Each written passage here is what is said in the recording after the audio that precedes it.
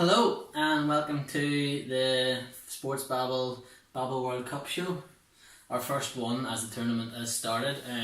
Brent's back from sunny Italy. Hello, Brenton. With a lovely tan. The World Cup has unrecovered. Yes, he wasn't, as you all know, he wasn't well, so we're all glad to see he's fully recovered. The World Cup is into its fourth day now, I think. We've had Ronaldo brilliance. We've had obviously Russia's big win in their first game. We've had everybody fall in love with Peru and their fans, bringing 50,000 over. And then today we had Germany getting beat by Mexico. Yeah. And Brazil slipping up against Switzerland as well. Yeah. Where do you want to start? Because I know obviously you didn't get to see loads of football while you were away on holidays, but yeah, that's what's making me feel better now. I'm sort of getting my appetite back up for football. But we'll maybe start with, well, I suppose the biggest talking point so far has probably been Spain-Portugal game. Yeah.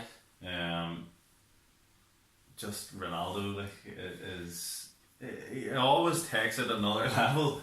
He hasn't really done it in a major tournament so far, and that's what the thing people are saying about him and Messi is that neither of them have won a World Cup. I suppose the Euros, yes, you can talk about Ronaldo, but if you ask the older generations, they'll always come back and say Pele won the World Cup and Maradona and etc. So you can see the sort of the determination in both of them that they want to make this their World Cup, and Ronaldo's obviously had a better start than Messi. Yeah, that's right. Argentina were held by Iceland as well. Another talking point, yeah. Suppose that you group that together and say that the favourites, haven't really had the best start. Spain would have probably expected to beat Portugal. Yes, a derby and all, and it was a standard game of the sort of first round matches, but Spain would definitely have been going in favourites. Germany as well, you just assume they're going to beat everybody until the quarter-final stage anyway. Argentina, I did the group review on Argentina, and I know you weren't sure about them, but I thought they would at least get off to a winning start and then maybe grow as the tournament went on. And then Brazil as well, slipping up to Switzerland. People were waiting on Brazil to play, and I thought sort of individually the players kind of let their country down, but sort of didn't live up to expectation. Neymar certainly not. Willian didn't really continue to score a good goal, but didn't perform to the levels. Obviously, he can as well. I thought Gabriel Jesus wasn't great either, and they left too long to bring Firmino on as well. Only gave him 10 minutes. He looked right when he came on. As you said, he might start the next game, but but it's good and it's bad because you want to see the best players in the world for the best teams, perform well, which is what Ronaldo did, and obviously Costa as well. I have to mention him. Yeah, being on fire for Spain. The goal Nacho scored, that game had everything, but it's good as well to see the smaller nations. Oh, it's like as well. We have Costa Rica we're following, and Vamos Los Ticos. We're all three of us were watching it today, and I've even got a flag. I'm sure you've seen the photo of it, and I had a drape around me. I thought they did alright today, Costa Rica. Yeah, they've got a bit about them. Yeah, they're very good little side. It's just sort of like you feared that Serbia. I didn't think they would score from a free kick directly, but you'd fear that maybe score cross indirectly from a free kick because they're such a big, strong side. Yeah. But Costa Rica handled them quite well on that bit, and just Colorado's free kick was superb. But then, as we said, like Peru, I watched Peru yesterday, and they were amazing against Denmark. They really just were such a joy to watch, just so energetic and constantly going forward. And as well, Mexico then today, and as well, the USA aren't in the tournament this year, obviously, but there's quite a lot of players planning to trade in the MLS. Yeah. And the MLS gets a bad rep, and especially over here, it gets sort of laughed at or slag, but there's some very good players coming out of it. Like there's Yotun that played for Peru yesterday, that was comfortably the best midfielder on the pitch, and Christian Eriksen was on the pitch. And Yotun controlled the whole game. I thought Eriksen showed his class to maybe set up the goal. Yeah. But apart from that, Yotun was brilliant. He was everywhere, and Carlos Vela today. Carlos Vela, he's over in America now, and the Arsenal fans know him well. He was class. Put in a very, very good shift. Yeah. I thought Mexico were just brilliant. Tactically, Mexico got it 100% right. There's no we both support teams in Premier League, and not even Liverpool leave 3 up. I've never seen these kamikaze pilots 3 up when a team of the calibre of Germany have a corner. Yeah, it's nuts. And Mexico did it from the first minute. It's nuts on paper, but I mean it worked. It really because worked. Germany, as you said, were arrogant probably early on, thinking, well, if they're going to leave 3 up, we can deal with it, but they really couldn't. No. Mexico were excellent on the counter attack, and then as well, Mexico didn't give the German midfielders space or time on the ball at all, and once they counter-attack, they were able to break past Kroos and Khedira, who Khedira especially looks as if he's, he's not at this level anymore. No. Top level in the World Cup. They have Kroos is without a doubt one of the outstanding midfielders in world football at the minute, but he needs people around him that can have legs and can sort of get about. He can't do that, but if you give him the chance to dictate play with the ball, he'll do that. And Ochoa that they dropped in the midfield is not the answer because he just doesn't track back, and he was sent the shots for very a goal. Very pertinent. They were all. There wasn't really a German player that played. Kimmich maybe in the second half. Maybe, although played well, but he was completely out of position for the goal. He was playing up front at points, but really strange performance from Germany. Yeah, not your typical German performance at all. No. They lacked sort of that killer instinct, that coldness about them that Jack talked about in the group review that he did on Germany. I mean, I watched what he was saying, and everyone would believe the same, that it's true. They're always in around the favourites, and you always expect them to be professional, and sort of even if they don't perform well, like today they didn't perform well, you would maybe in previous tournaments expected them to get a draw or even get 3 points out of it. But it looked slightly different. Like it looked as if they don't have as much about them. There's something missing. I know that they started tournaments before where they started poorly, and like the Ghana game, whatever they were great in. I think was that 2014, maybe 2014, I think. And they weren't amazing then, and they've had moments I guess here, but they managed to get through. But this performance was really poor. And that's not taking away from Mexico. Mexico was superb and made Germany play very badly. But if I was a German fan, and listen, they won the World Cup about 4 times or whatever, and they're reigning champions, I would be slightly worried if I was German and watching them thinking, what's going to change here? A lot of people have been saying, well, there's a player at home in England. Do you know what? Yeah, I was just going to mention that. I think it was just about time to mention that they looked like they were missing something. Draxler was in and out of the game over on that side, and Thomas Muller wasn't himself. No, you would have thought, and Muller obviously had to be pushed out to the right because Timo Werner was playing through the middle. But on that side, I think if Sané would have been with the squad, he would have been the perfect player to bring on. And I think that Germany would have made that change if he was there. Yeah. Draxler was bits and pieces in the game, but it was so obvious that it was crying out for somebody just to go past the man. Yeah. Go past the man. And he just, I think the thing is that we also don't know. We don't watch Germany loads, but if you listen to German journalists or fans or on social media or whatever, they're saying that he actually hasn't done it yet for Germany. I think he's only had maybe 15 appearances, and he hasn't really done it for them just yet. And maybe that's the thing. But like the way he played for Man City, he would have started for me this year. You can't ignore that, really. Like, I mean, no. Arguably, sort of the most difficult league in the world to play in, for one of the top clubs, because you get it hard every week against every team, and Sané would have been getting kicked lines out of him every week in the Premier League, no doubt.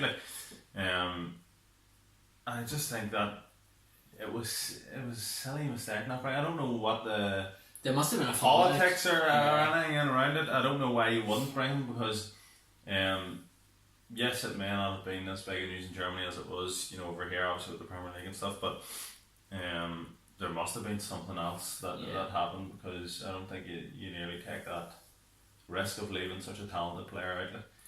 Has there been, from what you've seen, like even today after you're watching it, has there been a player that we didn't talk about and you haven't thought about during the World Cup, that there's one for me that I might have mentioned him actually, that stood out for you and you thought, well, hang on, because we didn't even mention Ronaldo, so like, we didn't mention Ronaldo and Messi because Portugal, I still don't think Portugal will go really far in this tournament. He might score a bag full of goals, but I just don't think they're good enough. But has there been someone else, like was there any of the Mexican players that you thought, well, well, I think that the tactics lent themselves to Mexico being dominant nearly in midfield against Germany, which you never thought you would have said. I thought Herrera in midfield was outstanding. It's the best individual performance I've seen so far. I mean, I haven't seen that many games, but you're expecting Ronaldo to do what he did. Do you know what I mean? Like it's not that much of a surprise, even though it's on the big massive stage. Like he knew he was scoring that free kick. Yeah. Oh, yeah. We all knew it. I was sitting in an uncle of yours house, and we were watching myself and the Prince of Rome were there, and senior Don Patricio were there, and we were watching the game, and he took it, and it's like, he's going to score this is going in, and I think it was Jacobs or someone saying no, and I was like, I had my hands like his head, like he's scoring this is going in. Sure enough, he fired it into the top corner. He just knew it. He knew. It was the same as well. That is the thing. Like he knew. Like it's the confidence and he knows the ability is there and that he can execute that. It was the same sitting outside a restaurant in Italy, and Carrie said to me, "It's near over." Like, and I said, "Yeah, but Ronaldo was just going to score this free kick first." And he fired it in. And he fired it in, like, you know what I mean? And he got a load of people that put up this thing straight away, because the thing to do now is as soon as somebody's been shown doing anything successful, you have to try and put them down in any way you can. That's the whole hipster thing now, or hip thing to do. Like there's this list went up about all these. But he's had 51 free kicks, but he's missed 50 of them. Who cares? No. He just scored that, his biggest one so far for Portugal, possibly fired into the top corner with a minute to go against Spain to keep them, because that'd keep them in the World Cup. Like that's definitely a massive point for Portugal. They lose that there on the back foot going forward. Another group is Iran and Morocco, so you'd expect themselves to come through. What they've been under is a huge amount of pressure. That gives them a massive lift now, and he does it. As I said, Yotun for me, I played for Peru yesterday. I thought he was outstanding, and he plays in the MLS. But it's been a brilliant start to the World Cup, like, hasn't it? It's been one of the best ones I can remember starting off, like. And I think we're sort of with the availability of everything these days, and you know exactly what time every game's on and what channel it's on and who's playing. You know everything about the squad because they're all up on Twitter and who played where and what club they play for. So your interest in the game is already there before you started watching it, and then if it's a good quality football game, which probably half have been so far, like, which is a good enough ratio. Sometimes you get. The other thing as well is that Spain-Portugal game came at the right time as well, because it sort of lifted the tournament in terms of we're going to go for this, both teams said. Yeah, and there's two biggish teams, like European champions and Spain, who have won the World Cup recently, and European champions twice. And it's sort of every game since then, so my understanding has been teams going at it because it's tournament football, and that maybe made them realise, switch on, hang on here, Spain and Portugal are going gung-ho at each other, there's something to fight for here, it woke everybody up nearly. It seemed to happen to the smaller teams more than the bigger teams so far. Yeah, Iceland yesterday were superb against Argentina. Fully deserved that result. Like they didn't just dog it down. It wasn't a fluke. No. Like they played. You know what they did as well? They kept it really simple. They kept the whole game really simple. They are very, very good at it. Yeah. They won their group that Croatia were in. So there are no mugs. It shouldn't be that much of a surprise. And I obviously when I was doing a wee bit of research on them before for the group reviews, we would have thought that they would come in and be scared nearly, first World Cup and the population that they have and the rest of it, but they've taken it all in their stride and going and drawing with former winners and one of the GOATs, one of the best players in the world. it was an outstanding performance. Like, Yeah. it really, really was. Like, I hope Iceland get out of that group now. I really do, because their fans and the following is brilliant. I've already seen the videos on Twitter of the clap again. Yeah, I think some of the fans are making it as well. Like Peru brought 50,000 with them because they haven't been there in 32 or 36 years. So they brought 50,000 fans with them, and 30,000 were at yesterday. And like, it was wild when they were doing the anthem. I was standing up and everything because they were belting. I've never seen a country belt an anthem out in a group game, especially, as much in my life. And my hair was back in my neck. I was going to try to learn it and sing it with them. And then they let Denmark sing theirs, all good respect, no whistling, no nothing. Denmark finished, and then they belted it back out again. The fans, it was just amazing. Like the World Cup it's pure passion. It's Christmas for a month. Yeah, and Iceland have something like 8 or 9% of their entire population at the World Cup. The World Cup, yeah. Brilliant. Denmark only brought 700 fans with them to the Peru game, but there was something like 40,000 in the stadium in Copenhagen. Watched that and they went wild. The things they got there just sort of make the World Cup. And as you were saying, it's because of social media and different things, we're able to follow the World Cup a bit more. Like, so the guys at Copa 90 are doing a brilliant thing, which we at the Sports Babble 8 years time maybe in America will hopefully try and do something similar. But I really love this World Cup. I only missed 45 minutes of one game yesterday, and that was because my parents were over and family were over, so I couldn't really ignore them. And that was the Argentina game. So I've only missed. I think I worked it out. I've only missed 90 minutes over all the games. It's impressive. We'll add up how much we missed over the entire tournament and compare. I'm gonna try and have dual screens and work and just keep them on. Well, I've just started a new job, so it'll be interesting to see how that goes tomorrow. Because Sweden are playing South Korea, and obviously that's the most important game in the world, because every other game is. Tomorrow England play. How do you fancy their chances? Or England's always they always seem to build themselves up so much. Maybe it's because we are in tune with their media, and they're always talking about England's chances and this year is our year, etc.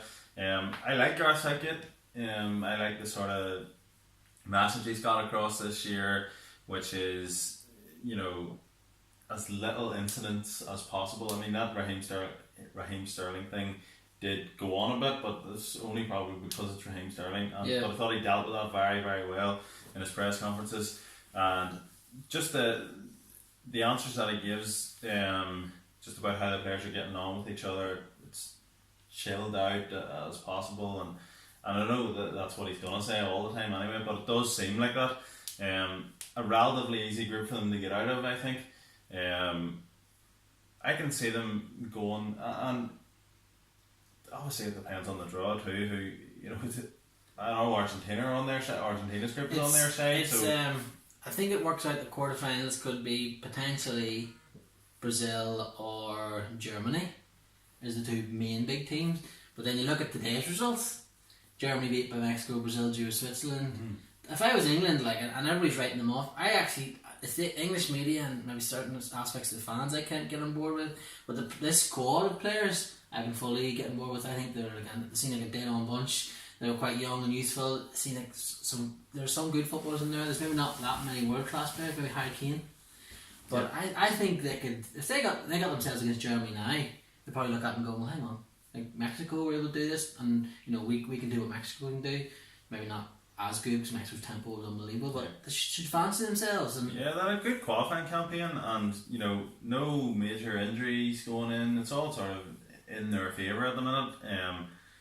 I know they haven't played a game yet, not going to all completely break down if they're beat by Tunisia, but I can see them going quite far, to be honest. Like, I don't obviously want them to win it, but because you couldn't listen to them, but no. I think England will be decent this year, and obviously it's players, sort of, obviously Premier League players, we all know, so it'd be good to see them going far enough. I think, they play good football, I think. They'll come second in their group. I think Belgium will still win their group, but I think they can come out of it, and listen, if they end up getting the quarterfinals and it is Brazil and Germany, then they should just go for it. You never know. I think if Brazil do click in this World Cup, they're going to win it. But that German team would not scare me now the way they played today. Definitely not after today. They can change that. Yeah. It's Germany, but I mean, if they turn up again like that, they're going to get beat. So you look at the World Cup started brilliantly. I can't wait for the rest of the games. We're going to try and we won't do one every day, but maybe every other 2 or 3 days we'll come back with a video, and then obviously we'll try and have our usual live show this week.